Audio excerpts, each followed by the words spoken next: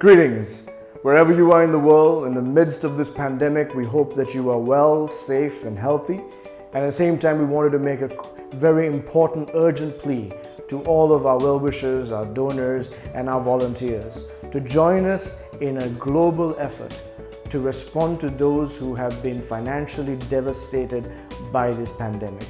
We're talking about those who are already living under the poverty line, those who are dependent on daily wages to provide for their families. These communities in all our nations have been wiped out. There is no help, especially in governments and economies that are already fragile. It's impossible for them to be providing for these communities at the level that the need requires.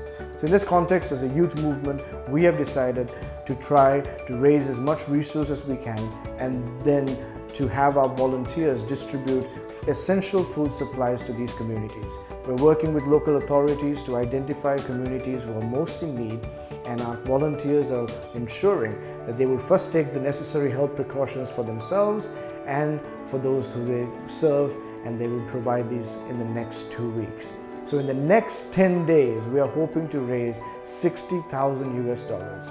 And this would ensure that we are able to provide essential food supplies across 10 countries and feed at least 5,000 families for 2 weeks. That's over 800,000 meals can be provided by this donation. So please consider giving. On average, per family for 2 weeks of essential food supplies in our countries, it's going to cost us around $12. So at the very minimum, please consider giving $12. If you're able to help more families, please do so. We have 10 days.